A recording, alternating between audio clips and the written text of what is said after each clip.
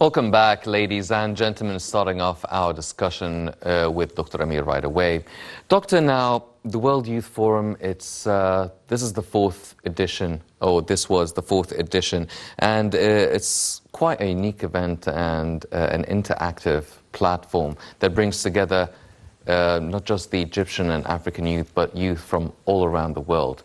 Now, before we start talking about the African youth and the African side of the forum with its recommendations, shed light, please, on the real significance of holding this World Youth Forum, which you would assume that such a forum takes place in many places around the world. However, Egypt is one of the very rare countries that holds a youth international forum of such a magnitude. Well, I think that what we are witnessing today in 2022, President Sisi talked about in 2013 or 2014 when he said that the whole world will see that Egypt was when it was the beginning of all civilization. It will become again the hub of all these civilizations. And I think that what we have witnessed, especially in Sinai, because it was held in Sinai, we all know the reputation of this place historically and religiously to the whole world, the place of the Ten Commandments, and the Ten Commandments that reunite all the humanity, whether Jews, Christians, Muslims, everyone. So it has a significance that we're getting to the root of humanity. We're getting to the root of the ethics that was given as a law from heaven to Moses. So it is in this place that we are gathering again to say to the world that we are united in one bond, which is the laws of humanity, of respect, mutual respect, cooperation, the youth who are trying to see the world in a different way that we never lived before with the technologies, with all what we are living with. There are so many obstacles, so the message was clear that come back to the roots, come back to Egypt, to this place. And it was chosen carefully to be in Sinai. I was amazed when it was the mountains surrounding. And I said, it's exactly as we read it in the history books and even in the Old Testament about how Moses received all that. It gave the impression that we are getting back to the roots, we are introducing all the young people from all the continents to this. And I think President Abdel Fattah al-Sisi was very eager to talk with the young people about the willingness that you have a role. Why? Because there's several factors that undermined the roles of the young people in the last decades. First of all, the technology. We travel less because we have all the technologies in front of us. With the COVID-19, there is almost no travel. For example, when you read about in the 20th century, the first half, people like Mark Twain and all these, they always speak about traveling. Now traveling it's not like before. So people are not getting together. So what we are doing today is President Sisi telling them, no, you should travel, you should go to Egypt. As he said, it was rare, it's Egypt. Come to this place. You're not going to the pharaohs and Luxor. No, you're getting to a mystical place that you could exchange and see that you have a role in this atmosphere of the desert. You know that you could build something. You're not bound by the technologies and bound by all the politics that managed to manipulate the young people previously. So I think that he's the one who's giving the energy to the youth now. Yes. It's clear. Dr. Amir, now, talking about this edition specifically, now, The first edition was held in 2017. This is the fourth edition. Obviously, the past couple of years it wasn't held because of the COVID-19 lockdowns around the world. Now, talking about the theme for this edition was really talking about the post-pandemic way of life in terms of doing business, development, sustainable energy after the COVID-19, the online way of life, be it education or health or business or entertainment as well. Now, talking about a change in the way of life, and it's really dictated by the youth from all around the world. Now, what sort of an outcome or resolutions would you like to see the whole world and the African continent in specific deal with in terms of building on a post-pandemic situation, a post-pandemic era that the whole world had faced? What do you want to see that has been dictated by the youth? More cooperation. The youth, even if technology or I think the pandemic have banned people from traveling, why not using the technology for communication more and more?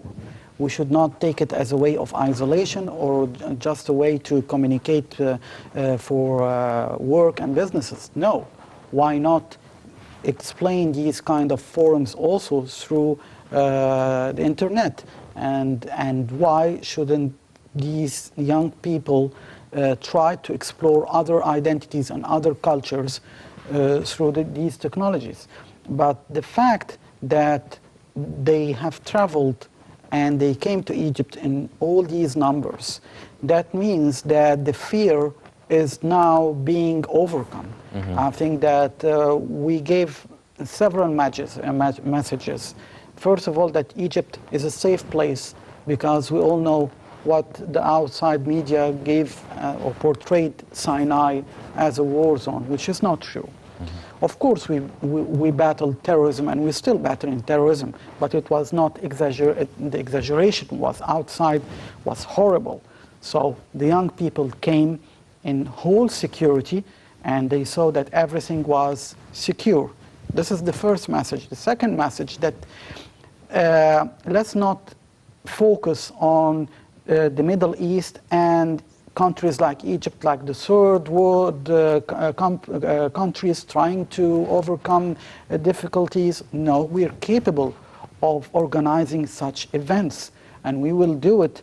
And the third message is about the COVID-19, that the vaccination took place, everyone is being kept in security, the hygiene is perfect, the country is capable of maintaining the security. We didn't see any cases at that time of COVID-19 there.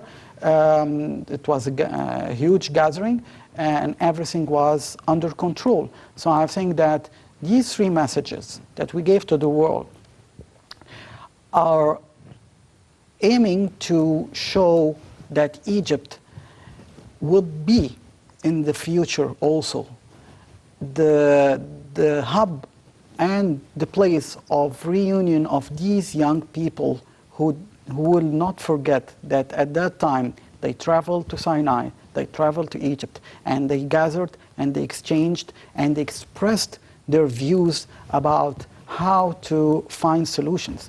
I was amazed when I saw President Sisi was encouraging them to say their opinions, to express it. Maybe lots of them in their countries don't have this liberty. So he showed them that, no, it's your right. And we're telling them it's your right to build, not to destroy. Because we have seen, unfortunately, as we have seen in the Arab Spring, when they wanted to use the youth, they used them to destroy. Well, we're doing the same idea, but we're telling the youth, no, just build and work for your country. Dr. Amir, you've mentioned something which is the part of the post-pandemic way of life, dealing with the pandemic itself and I mean, we're seeing billions of vaccines being distributed all over the world. However, Africa had its own difficulties receiving enough vaccinations for the whole of the continent, and this was one of the topics that being discussed. Now, what are the sort of obstacles, or what are the sort of efforts would you want to see that was recommended actually by through the World Youth Forum to help the total 100% vaccination and the availability of the vaccination for the rest of the African states? I think that in 2020, when the world leaders gathered to discuss about that, President Sisi emphasized at that time that we should ensure for Africa that the price would be affordable and the quantity will always be present. And I think that he oversaw what's going to happen. And I think that Africa has to be protected from the pandemic, because we have seen it. If it happens in South Africa, the next day it's in the UK, in a matter of hours. So no one now is safe. So I think that the pandemic is a way of breaking the barriers of the developed world and the third world countries, that we're telling them, you cannot make this discrimination. You have to protect the whole planet with the vaccines, because we are not being isolated like that. Europeans would have to travel, and I think that there is no vaccine 100% protecting from the COVID. We all know that.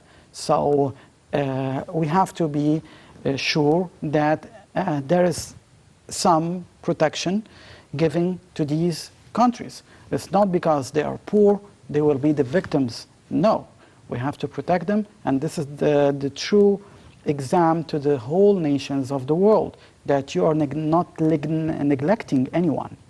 But I think that this would take time, because there are so many now disputes about how to, I don't want to say impose, but how to act in coordinates with this vaccine. We have seen in France, now they are forcing everyone, and there's so many people saying, well, it's a human rights issue also, you cannot force us and ban us or isolate us if we don't have the vaccine. So I think this would take some time till there will be one rule guiding everyone. We're still in the face of the dispute, and unfortunately countries like Africa will be affected till there will be one rule for everyone. Yes. Well, sir, you mentioned how the pandemic really tear down any sort of borders being created between different continents, and the African continent has always been seen as a gold mine of natural resources, even if it's not as developed as other continents. Now, President Sisi, also the Zambian president and the Tanzanian prime minister, we've seen speakers such as John Kerry and the UN General Secretary Antonio Guterres, all talking about the developmental initiatives within the African continent.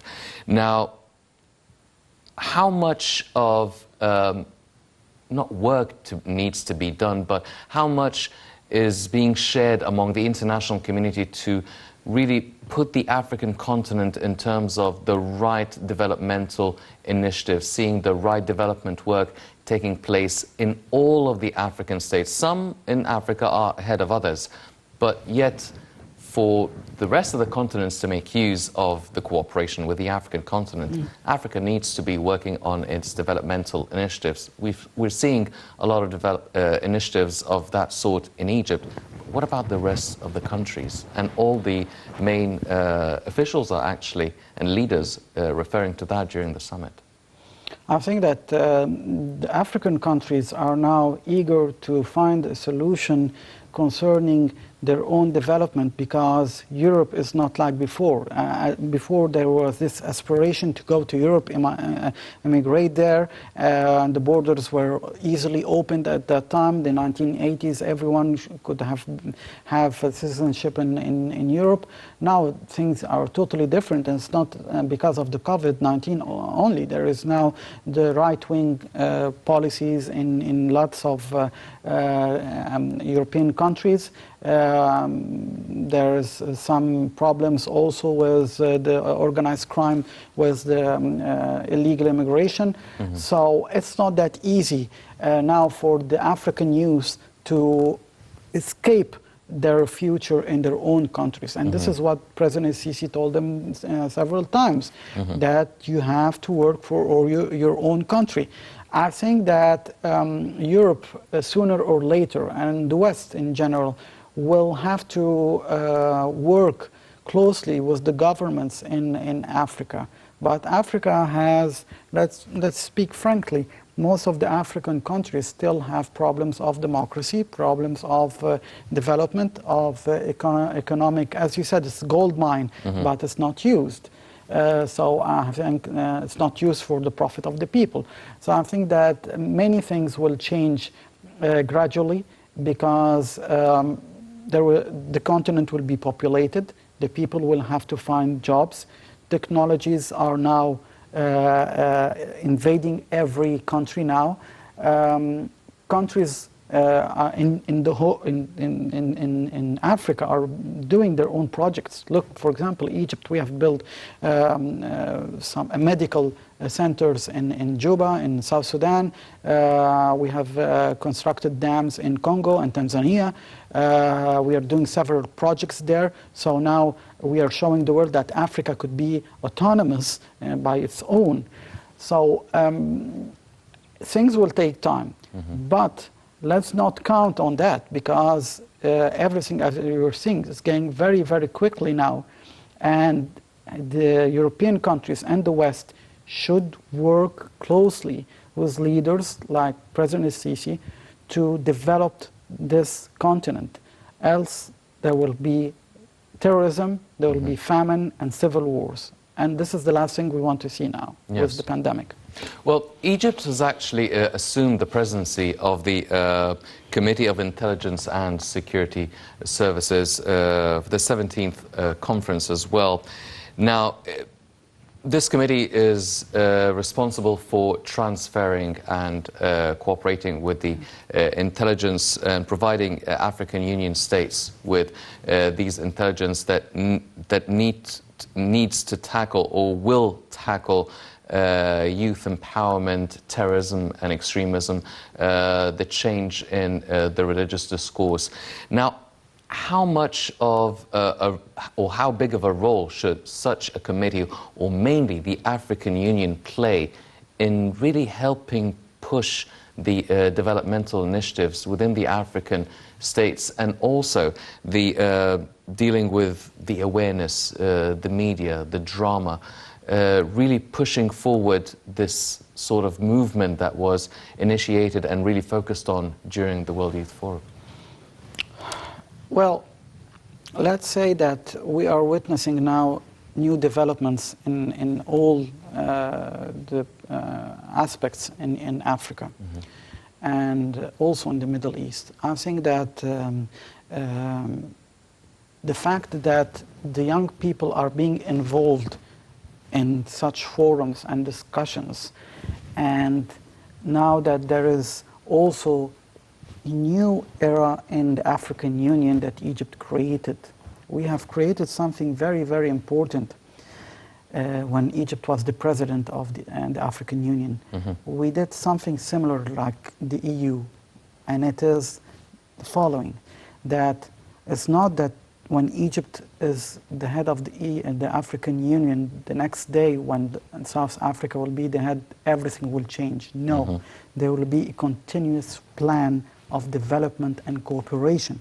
And this is why these committees are so important, because what we have laid as foundation now would be a foundation for the building of a pyramid of something very important of cooperation for security, for countering terrorism, for technology, for combating the organized crimes, and finding solutions for the economic crisis for this continent. So when Egypt participates in such committees, these committees are working continuously. Whoever is leading the EU, this is just a formal. Like exactly, I mean, the African Union is it's like exactly like the EU. It could change rotation between the countries, but the foundation is one. The laws are one. The goals are one. So that's what we have laid now, that there is one goal, that there is one aim to work closely to fight all these problems. We have seen in the last decades how this continent was struck by terrorism. What took place in Libya was something very frightening. We have seen foreign mercenaries, foreign countries invading the country, arms smuggling, drug smuggling, even slaves were being sold. It was amazing that we were living in the 21st century and witnessing all that in front of our eyes. And then Al-Qaeda in Mali, and then Al-Shabaab in Somalia, and then Boko Haram in Cameroon and Nigeria. And it was a total chaos everywhere. So I think that they understood now, all the African leaders, that we have to work together today, because tomorrow we have the same fate. And this was transmitted exactly to the youth during this forum, that today's leaders are giving you the message because you are the leaders of tomorrow.